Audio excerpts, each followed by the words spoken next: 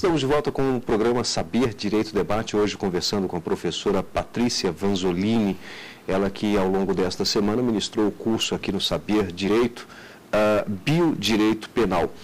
E o assunto, de certa forma, é ruim, pesado, mas necessário, né? Eutanásia. A senhora falou ao longo das aulas também de suicídio? Falamos de suicídio, falamos de aborto em caso de anencefalia. Foram esses os temas. Tirando a questão anencefalia, a senhora é a favor ou contra o aborto? Eu sou contra. Eu estou querendo polemizar, né? Você está querendo me colocar aqui em palpos de aranha, como diria minha avó. Eu sou contra a legalização absoluta do aborto. Eu, pessoalmente, acho que o feto é um ser vivo, ele tem dignidade de pessoa humana. E eu sou contra, eu acho que é banalizar um pouco a vida humana, permitir que a mulher escolha livremente, por sua conveniência, se ela deseja ou não abortar. Entendo que existe um conflito de interesses dramático entre o direito à vida do feto e o direito à autonomia reprodutiva da mulher.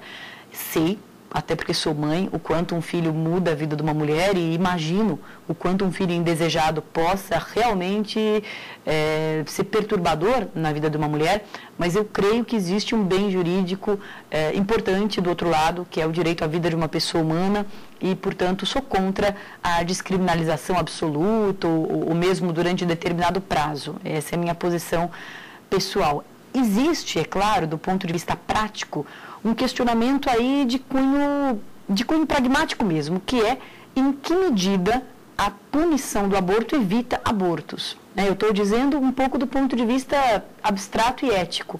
Abstratamente, eu sou a favor que o aborto continue sendo crime.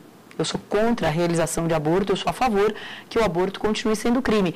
Mas existe um questionamento também que é: as pessoas deixam de realizar abortos porque o aborto é crime? Ou você simplesmente empurra essas mulheres para clínicas clandestinas em que a sua vida vai correr perigo? Existe um questionamento por aí, mas a priori eu realmente acho que o aborto deve ser criminalizado. Não sou a favor da liberação do aborto, mas há casos excepcionais em que ele pode ser realizado, porque aí, ao lado da conveniência e da autonomia reprodutiva da mãe, existem outros fatores pesando desse lado da balança. E daí, quando esses fatores pesam, eu acho que eles podem ser considerados, como é o caso da anencefalia. Seria... Qual outro caso, por exemplo, será considerado? Eu acho que isso é o primordial mesmo. Eu acho que essa é o que falta na lei brasileira. A lei brasileira já permite o aborto em caso de risco para a vida da gestante. Eu acho que essa permissão deveria ser ampliada para risco de lesões graves, porque eu acho que se a gestação implica riscos, mesmo que não de morte, mas riscos de lesão grave para a gestante, o aborto deveria ser permitido. Eu acho que aí o conflito de interesses está se dando pelo menos entre bens equivalentes, o que permitiria o sacrifício da vida do feto em prol da saúde da mãe. Quando a gravidez decorre de estupro, isso já está previsto no nosso Código Penal, eu creio que deva continuar e acho que deveria ser incluída uma última norma permissiva, sobretudo no caso da inviabilidade do feto. Eu creio que no caso do feto acometido de deformidades que inviabilizem a sua vida extrauterina, a anencefalia é uma delas, mas não é a única, o peso da vida, da saúde mental da mãe, do equilíbrio emocional da mãe, vai acabar pesando mais do que essa vida muito comprometida, muito prejudicada do feto. Nesse caso, eu acho que deveria ser autorizado o aborto. Lembrando que sempre quando se fala em ser a favor ou contra, e quando eu digo que eu sou a favor do aborto, no caso de má formação do feto, ou no caso de estupro, quando se fala a favor do aborto, nunca é a favor do aborto, né? É a favor da escolha. É a favor da autonomia da escolha da gestante. Ninguém faz campanha da possibilidade de abortar. Ninguém é a favor do aborto, não é uma campanha aborte. É uma campanha, deixemos que essa mulher que está numa situação dramática possa exercer a sua autonomia, a sua liberdade. Nós temos, é frequente. Aliás, não daria nem para citar o caso recente do lixeiro que encontrou uma criança embrulhada num saco plástico, porque são frequentes, né? Eu não sei aqui também estatísticas, mas praticamente que saem na mídia, pelo menos um por mês, eu acredito que esteja aí um caso assim. Que, de certa forma, parece que é um certo aborto também, né? Porque colocar uma criança ali, que aí já é uma criança recém-nascida, dentro de um saco plástico, ali sim, ali configura o crime também? Ali já não configuraria só um a crime mais grave, né? Configuraria homicídio mesmo, né? Ou infanticídio, se essa mulher estiver em estado puerperal, enfim, dependendo do caso, ou homicídio ou infanticídio. Esse é um dos argumentos pró-aborto. Quer dizer, quem é a favor do aborto, da legalização do aborto, usa justamente esse tipo de argumento dizendo, olha, para que teu filho? Para depois largar? Quer dizer, se eu permitisse o aborto, existe uma tese, mas tudo isso com dados estatísticos sempre questionáveis, mas uma tese de que a liberação do aborto diminuiria outras formas de criminalidade, porque imagina se a população de baixa renda pudesse realizar licitamente aborto pelo Sistema Único de Saúde, provavelmente as famílias não teriam tantos filhos e por isso não haveria tanta gente procurando trabalho, ou seja, existe uma tese de que, sobretudo em países mais pobres, subdesenvolvidos ou em desenvolvimento, a liberação do aborto poderia diminuir outros tipos de crime, porque justamente impediria, inclusive, crimes contra a própria criança, infanticídios, homicídios e outros tipos de criminalidade, furtos, roubos, enfim, porque as famílias iriam tendencialmente diminuir, sobretudo essas famílias de baixa renda, que geralmente têm um número maior de filhos e dependem do Sistema Único de Saúde, eventualmente, para realizar um aborto.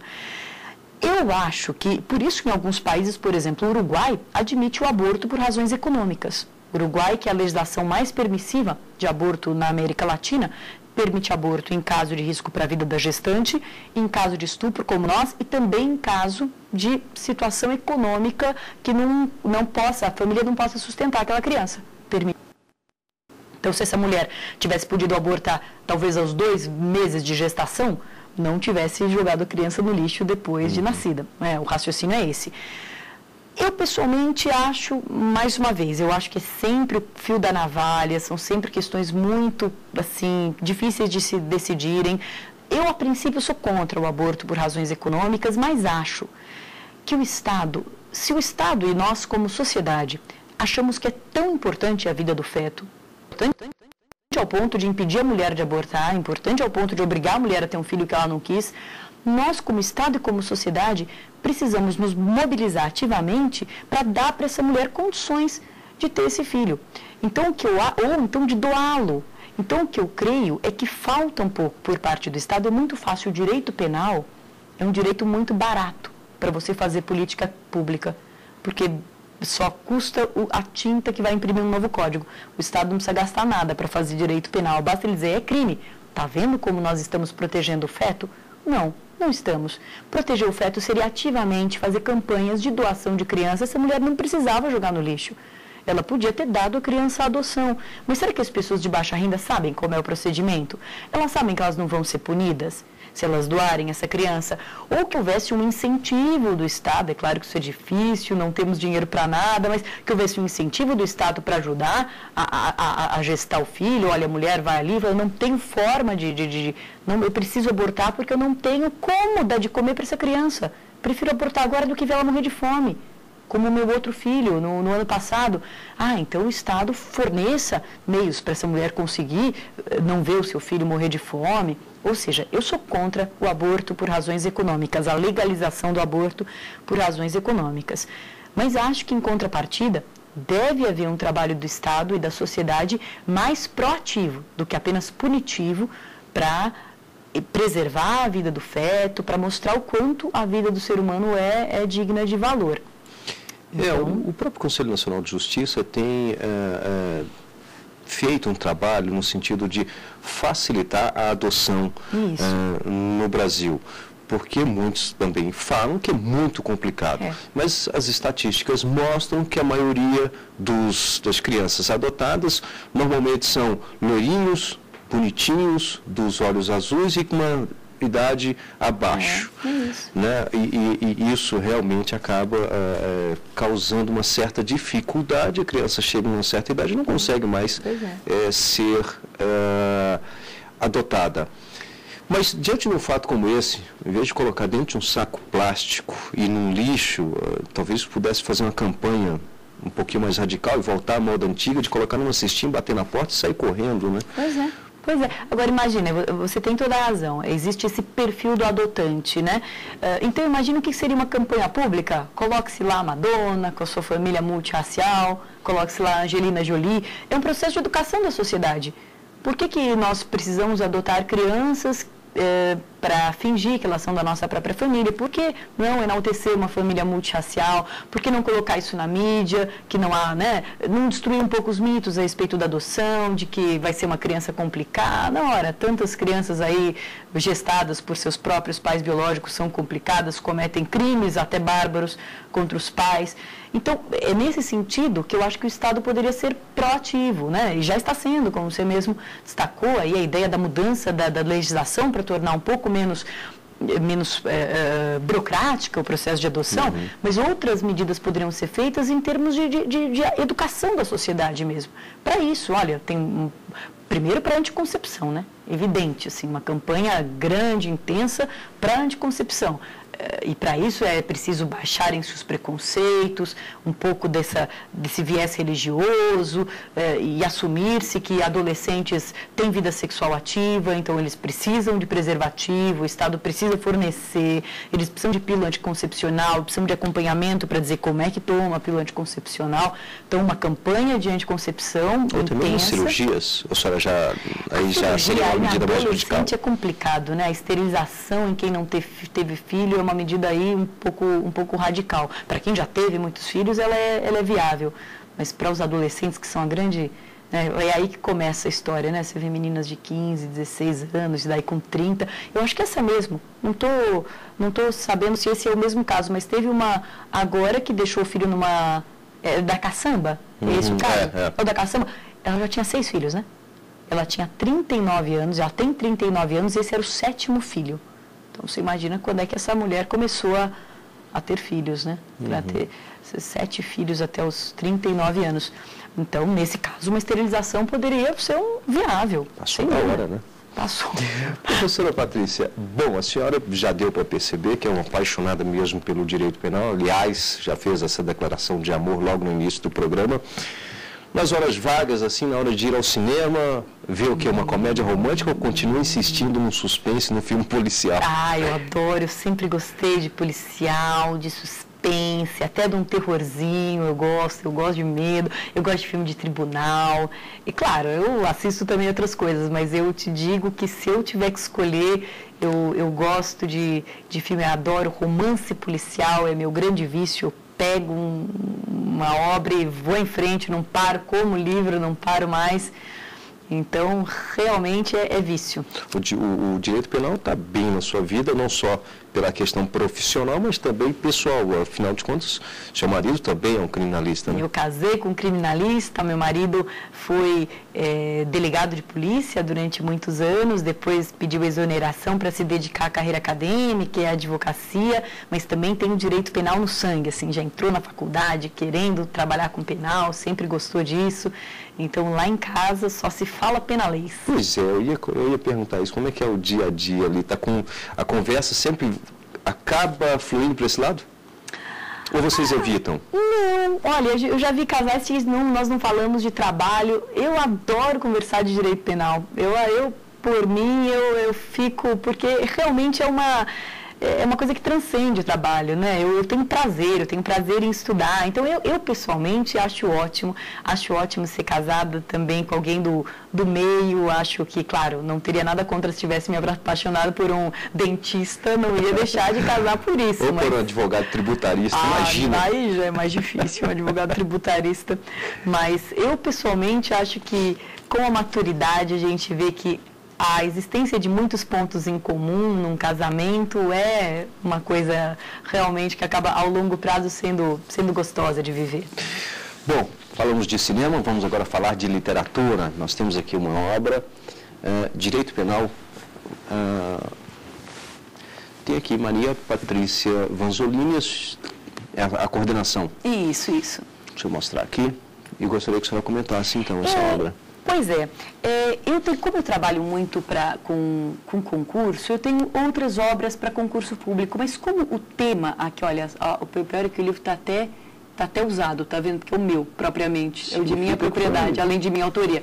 Mas como nós estávamos falando aqui de um tema um pouco mais profundo, etc., eu quis mostrar essa obra. É uma obra coordenada por mim e pelo professor Alexis Augusto Couto de Brito, nossa coordenação, que tem inúmeros textos a respeito de aspectos controvertidos do direito penal, mas tem 2 textos ligados aos temas aqui. Um texto meu, que é sobre, não exatamente aborto, mas é sobre o estatuto jurídico do embrião. É uma discussão, inclusive filosófica e biológica, a respeito do início da vida, de quando se inicia a vida biologicamente, quando se inicia o status de pessoa humana, quando é que uma pessoa deve ser considerada uma pessoa humana e, portanto, digna de proteção. Então, é um dos textos, é o Estatuto Jurídico do Embrião, que tem tudo, então, a ver com o que a gente falou. E tem um texto do professor Luiz Flávio Gomes, que é sobre a eutanásia. Justamente. Então, como tinha 2 textos relativos a nosso programa, a nossa discussão, e eu quis apresentar o livro para os telespectadores, o Direito Penal, Aspectos Jurídicos Controvertidos. Mas ele é mais dirigido, então, ao acadêmico? Ele é mais dirigido ao acadêmico. É um livro profundo, é um livro que tem textos de autores internacionais. Só um minutinho. Então, tem um texto brilhante aqui da professora Alice Bianchini, tem texto de um autor espanhol, Fierro Samires, tem texto do Gustavo Otaviano Diniz Junqueira, tem texto do Luiz Greco, que é um texto muito interessante. O Luiz Greco, ele é um brasileiro, mas que estuda na Alemanha há muitos anos, foi assistente do Roxin. Tem texto da Maria del Pilar, que trabalha sobre diferença de gênero. Ou seja, são textos mais aprofundados, mais para o acadêmico, para a pós-graduação mesmo, para um estudo mais, enfim, mais acadêmico mesmo das coisas. Quais as outras que a senhora recomendaria, outros livros que a senhora recomendaria? Olha, para quem está estudando essas questões, tem uma de um autor que é muito conhecido dos penalistas, que é o Roxin, o próprio Klaus Roxin. Então, é uma obra que tem em português, que são aspectos jurídicos, questões fundamentais do direito penal. E, no Questões Fundamentais do Direito Penal, tem um texto do Roxin sobre o início da vida também, sobre aborto, e um texto sobre eutanásia, sobre o fim da vida. Esse texto do Roxin, quem está aí fazendo uma quem está fazendo uma tese de doutorado, uma dissertação de mestrado, é um texto imprescindível, então vale a pena ler, vale a pena procurar. Ele está traduzido, o livro está traduzido para o português, então é importante ter. Existem textos, muitos textos no Brasil, hoje em dia, a respeito de aborto e anencefalia. Eu citaria 2 obras para quem está estudando esse tema que são interessantes. Uma de uma professora chamada Annelise Tessaro. A Annelise Tessaro, ela tem um livro que se chama Antecipação Terapêutica do Parto, porque, como eu disse durante os programas, alguns doutrinadores que defendem a possibilidade da retirada do feto anencéfalo do ventre materno não gostam de chamar isso de aborto, né? Dizem, não, isso não é aborto, isso é uma antecipação terapêutica do parto. Então, o livro da Annelise Tessaro e Antecipação Terapêutica do Parto é uma obra também bastante interessante. Eu acho que a gente pode deixar, existe como deixar o contato depois do livro, as características. Aliás, qual é o nome deste? Chama Antecipação Terapêutica do Parto. Isso, no caso de anencefalia. E tem um livro de uma professora da PUC, lá de São Paulo, que é brilhante, uma professora de Direito Constitucional, que se chama Ana Carolina, e o livro chama Aborto e Anencefalia, Conflito de Direitos Fundamentais. Aborto e Anencefalia, Conflito de Direitos Fundamentais, que também é uma obra de uma perspectiva aí menos penalista e mais constitucionalista, mas muito interessante. A gente também deixa depois as características todas para quem quiser procurar. Essas obras são da maior qualidade, são as obras que eu recomendo, mas vai haver certamente muitas outras, porque são temas que estão aí em pauta. O aborto vai ser julgado pelo Supremo agora, a questão da ortotanásia que acabou de ser regulamentada, então muita literatura aí vai surgir. Certamente. Professora Patrícia Vanzolini, muito obrigado. Parabéns pelo trabalho, obrigado pelos esclarecimentos aqui, aprendi bastante. E você também pode participar do programa Saber Direito Debate. O endereço anote aí, saberdireito@stf.jus.br, e o nosso canal no YouTube é www.youtube.com/saberdireito. Obrigado e até o próximo programa.